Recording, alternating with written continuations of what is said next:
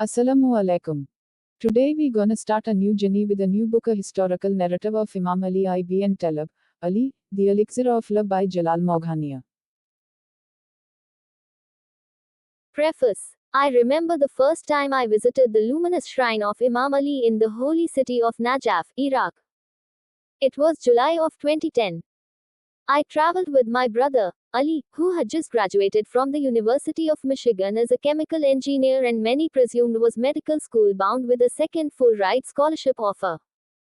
To their surprise, but not mine, he had other plans. Ali decided to leave Ann Arbor, me and move to Najaf to pursue seminary studies instead. Our visit, or ziyarah, in July was in some ways Ali's introduction to his new home. I was blessed to experience that with him. He moved to Najaf months later and would reside near the shrine of Imam Ali for about 5 years. Ali may not acknowledge this, because of his humility, but he has always been an inspiration for me in any work I put forth in the name of Ali ibn Abi Talib. Ali was the first Ali I knew. He was my older brother and I looked up to him. As a youth, he brought me, and the rest of our family in fact, closer to God. Coming to faith was, without a doubt, through falling in love with the personality of Imam Ali, the champion and hero of Islam. As adults, I would joke and say that I wish I was named Ali, because how much I loved and admired the Imam. What an honor to be named after your hero, right? Nevertheless, I am glad my parents chose my brother for the name instead. He much better fit the part. I had my brother Ali as my example growing up, and as a personal mentor and teacher throughout adulthood. I owe him, amongst other mentors and teachers, for my admiration and love of Ali ibn Abi Talib. Much of the inspiration behind this work has come from a deep admiration for the person of Ali, particularly his ability to leave a person from any walk of life forever touched. For much of my life, he has been the focal point of my identity and my reference in times of hardship and ease. The concept of paying back the one you are indebted to cannot be fathomed with Ali. You simply cannot pay him back. He has given us too much in light and virtue to calculate a repayment. The only solace I have is being encompassed by God's graces through Ali, and radiating that love into the world. In writing this book, my intention was to highlight some of the most significant points in Imam Ali's life through insightful storytelling. It starts before he was born with the settings of his grandfather, Abd al-Muttalib, and ends with Ali's dying wishes to his eldest son, Hassan. Though this is not purely a historical narrative, the work attempts to characterize itself with the genre without losing some analytical insight I felt to be important for the reader. Thus, you will see longer quotes, some monologues, and parts that aim to give deeper insight into the mind and soul of Ali. I hope that this work captures glimpses of the magnanimous life that Ali lived.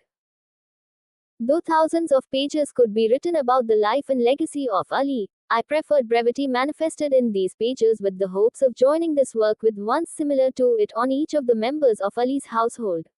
His wife, Lady Fatma, his sons, Hassan and Hussein, and his brother and master, Muhammad. The primary source that I used for this historical narrative was the work of the late Sayyid Muhammad Baril Ulam, Fi Rihab Aimat Al-Ul Bayt, Al-Imam Amir al-Mu'minin Ali. This original Arabic work is rich with a heavily researched narrative and well-cited insight into the life of Imam Ali.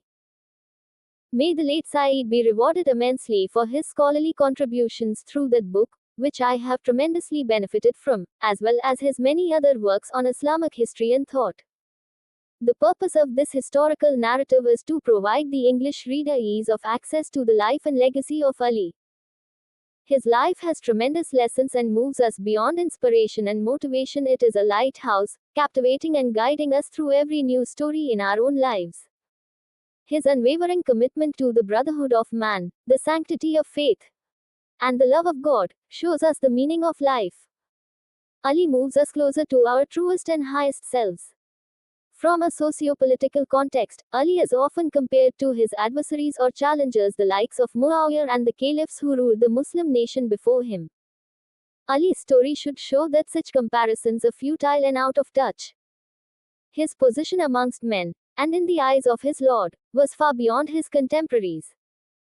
There was no comparison for the charismatic leader, eloquent scholar, heroic warrior, and immaculate saint that was Ali.